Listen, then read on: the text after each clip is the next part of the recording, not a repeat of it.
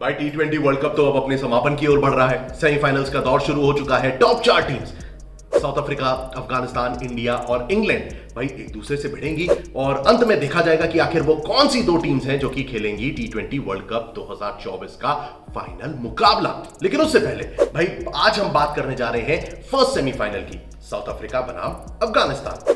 एक तरफ south Africa है जो कि भाई अभी तक अनबीटन है, सभी को हराते हुई, मात देती हुई नजर आई है। भाई कहीं ना कहीं किस्मत का साथ जरूर है दोस्तों। इस बारे में आपका क्या ख्याल है कमेंट्स में जरूर बताना। लेकिन जहां तक मुझे लगता है किस्मत का साथ तो साउथ अफ्रीका के साथ अभी तक रहा है, और जोकर वाला जो टैग है, भगवान करे इस सेमीफाइनल की रेस में आकर वो टैग इन पर भारी ना पड़ जाए। वहीं दूसरी ओर अगर मैं अफगानिस्तान की बात करूं तो गेम अच्छा गया है। थ्रू आउट द टूर्नामेंट उन्होंने टीम्स को हराया है। इंडिया और वेस्टइंडीज के खिलाफ इन्हें हार का सामना करना पड़ा, लेकिन भाई दूसरी तरफ तो मजो बांध दिया। न्यूजीलैंड को इन्होंने पूल स्टेज से ही बाहर कर दिया। तो वहीं बांग्लादेश को हराकर इन्होंने ऑस्ट्रेलिया को भी चलता किया है। दो बड़ी टीम्स को इन्होंने पूरी तरीके से निराश किया है। तो हाल फिलहाल मैं बात करूंगा सबसे पहले तो प्रोबेबल प्लेइंग 11 की, और उसको मद्देनजर रखते हुए हम देखेंगे कि कौन से ऐसे खास खिलाड़ी हैं जिन पर रखनी चाहिए हम सभी को नजरें, और फैंटेसी टीम का हिस्सा तो बनेंगे ही। तो चलिए फटाफट से शुरुआत करते हैं सबसे पहले साउथ अफ्रीकन टीम से। दोस्तों टॉप ऑर्डर अगर आप देखोगे ना तो अभी तक चलता नजर नहीं आया। रीजा हेंड्रिक्स ने नेपाल के खिलाफ 49 बॉल्स में 43 रन बनाए थे। वही एक पारी थी जिसमें इन्होंने कहीं ना कहीं थोड़ी सी ज्यादा रन स्कोर करे थे। उसके अलावा इनका बल्ला बोला नहीं है। क्विंटन डिकॉक ने सेकंड लास्ट दो मैचेस में अगर आप देखें, पहले तो यूएसए के खिलाफ 74 मारे और फिर इंग्लैंड के खिलाफ 65 रनों की इन्होंने पारी खेली। ये दो इंपॉर्टेंट नॉक्स थे क्विंटन डिकॉक के। तो इसके अलावा अभी तक डिकॉक भी बड़े इनकंसिस्टेंट रहे हैं। अब थोड़ा सा अगर आप लाइनअप पे नीचे नजर डालें तो आपको एडन मार्क्रम मिलेंगे। मार्क्रम का भी वही हाल है। अभी तक सिर्फ एक ही पारी इनकी बेहतर रही है, जो कि 32 गेंदों में आए थे 46 रन अगेंस्ट यूएसए। तो ये जो मैं बताता जा रहा हूं ये इसलिए बता रहा हूं कि भाई साउथ अफ्रीका का जो बैटिंग लाइनअप है ना अभी तक इनकंसिस्टेंट रहा है। अपनी किस्मत के भरोसे ये जीतते आए हैं। डेविड मिलर भी एक ही पारी अगर आप देखें तो नीदरलैंड के खिलाफ इन्होंने 59 रन बनाए थे, वो एक बहुत बड़ी पारी थी। एंड देन इंग्लैंड के अगेंस्ट इन्होंने 28 गेंदों में 43 रन 43 रन बनाए थे। तो वो दो पारियां डेविड मिलर की रही हैं। उसके अलावा भी इनके रिकॉर्ड भी वही 7, 29 ऐसे रन इनके खाते में भी आए हैं। ट्रिस्टन स्टब्स तीसरे ऐसे बल्लेबाज लगते हैं जिन पर डिपेंडेंसी रही है साउथ अफ्रीका के लिए, जिन्होंने 27, 33, 13 इस तरीके से छोटी छोटी कैमियो पारी खेली है।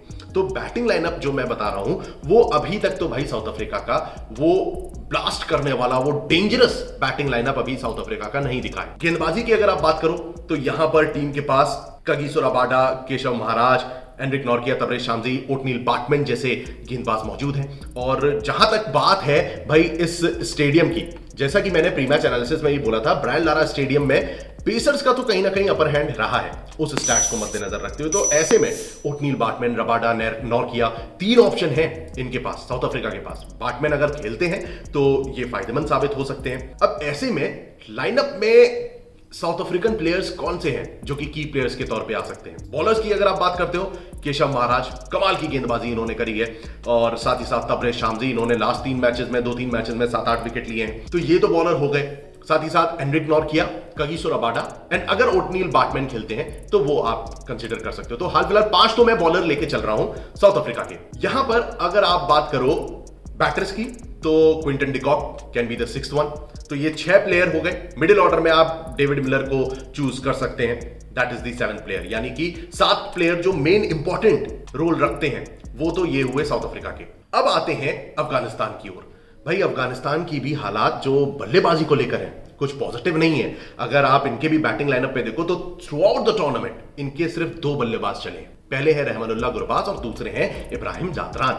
यही 2 बल्लेबाजों पर टिकता है इनका बैटिंग लाइनअप। 2 मुकाबले वेस्टइंडीज और इंडिया जिसके खिलाफ ये हारे हैं, रहमानुल्लाह गुरबाज का बल्ला नहीं चला है। इनके अलावा भाई 76 रन बनाए, 80, 60, 43 ऐसे रन स्कोर करे हैं रहमानुल्लाह गुरबाज ने बाकी सभी मैचेस में, और वो मुकाबले जीते हैं। वहीं इब्राहिम जादरान के बल्ले से भी पहले 2 मैचेस में शानदार नॉक्स आए थे। 70 रन बनाए थे इन्होंने युगांडा के खिलाफ, न्यूजीलैंड के खिलाफ 44 रन बनाए। तो वहीं ऑस्ट्रेलिया के खिलाफ 51 रन की पारी खेली। तो ये 2 प्लेयर आपकी फैंटेसी टीम में शामिल हो सकते हैं। इनके अलावा चाहे अजमतुल्लाह उमरज़ाई हो या फिर गुलबदीन नाइब, और गुलबदीन नाइब की तो भाई हम सभी जानते हैं चर्चे चल रहे हैं अभी आजकल, लेकिन उस चीज को साइड में रखते हुए अगर आप देखें तो ना मोहम्मद नबी का बल्ला चला है, ना राशिद खान की वो आड़े टेढ़े शॉट्स हमें देखने को मिले।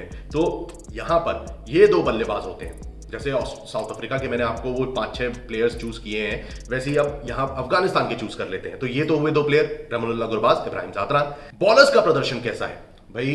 अफगानिस्तान की टीम भी जो है ना, Fazal Haq Farooqi back to back wicket निकाल रहे हैं। इनके साथ साथ अगर आप देखें तो राशिद खान भी लगातार विकेट चटकाते दिखाई दिए। लास्ट 3 मैचेस में इन्होंने 8 विकेट निकाले हैं। उससे पहले भी 4 विकेट न्यूजीलैंड के खिलाफ निकाले थे जो टीम जीती थी। वहीं अगर पेसर की बात करें तो फजल हक फरूकी के साथ साथ नवीन उल हक की जोड़ी जम सकती है, जिसमें कि इन्होंने भी लास्ट 3 मैचेस में 8 विकेट निकाले नवीन उल हक ने। और ओवरऑल अगर आप देखें तो शानदार प्रदर्शन इनका रहा। इकॉनमी थोड़ी बहुत मुकाबलों में 10 के आसपास गई है, अदरवाइज 6, 5, 4, 3 ऐसी ही रहती है इनकी पूरी इकॉनमी अगर आप मैच दर मैच देखोगे। तो अफगानिस्तान की ओर से ये तो हुए 3 bowler, Fazal Haq Farooqui, Naveen ul Haq, Rashid Khan. And then batters के तौर पर आपके पास हुए रहमानुल्लाह गुरबाज एंड देन इब्राहिम जादरान। तो ये 5 प्लेयर मैं इधर से चूज कर रहा हूं। वहीं गुलबदीन नाइब की जब आप बात करते हो तो बल्लेबाजी को साइड में रखें, अगर बॉलिंग की बात करें तो 3 मैचेस में इन्हें गेंदबाजी मिली और तीनों मैचेस में इन्होंने विकेट चटकाए हैं। भाई ऑस्ट्रेलिया के खिलाफ 4 विकेट निकाले थे, उससे पहले वेस्ट इंडीज के खिलाफ 2 विकेट निकाले एंड लास्ट मैच में बांग्लादेश के खिलाफ 1 विकेट आया था। तो अब भाई असमंजस की स्थिति दोस्तों बन रही है, क्योंकि अफगानिस्तान की ओर से भी 6 प्लेयर होते हैं। अब भाई हमारे पास मेन प्लेयर्स दोनों टीम के आ चुके हैं। अब यहां पर दोस्तों मैं आपको बताता हूं वो बेस्ट प्लेयर्स जो कॉम्बिनेशन आप बना सकते हैं। सबसे पहले तो अगर हम विकेट कीपर्स की बात करें तो क्विंटन डिकॉक और रहमानुल्लाह गुरबाज आपकी टीम में हो गए 2 खिलाड़ी। देन तीसरे प्लेयर के तौर पर अगर बैटर के तौर पे आप देखें, David Miller can be the best choice out of all these batters. और साथ ही साथ इब्राहिम जादरान को भी आप कंसीडर कर सकते हो, वो आप अपनी कॉम्बिनेशन के तौर पर देख सकते हैं कि आपको इब्राहिम जादरान को चूज करना है या नहीं। हाल फिलहाल ये तो हुए हमारे पास 4 खिलाड़ी, 2 प्लेयर्स साउथ अफ्रीका की ओर से और 2 बैटर अफगानिस्तान की ओर से। अब ऑलराउंडर के तौर पे 5वां खिलाड़ी आपकी टीम में आ सकते हैं राशिद खान। ऑलराउंडर के तर्ज पर आ रहे हैं बट बॉलिंग इनकी ज्यादा बेहतर रही है, तो 5वें खिलाड़ी हुए राशिद खान। अब सबसे पहले तो अफगानिस्तान को हम साइड कर देते हैं क्योंकि 2 ही मेन प्लेयर हैं, इनको आप चूज डेफिनेटली करें, पहले फजल हक फरूकी और दूसरे नवीन उल हक। तो ये तो हो गए आपके 7 खिलाड़ी। अब आपके बचते हैं 4 प्लेयर्स।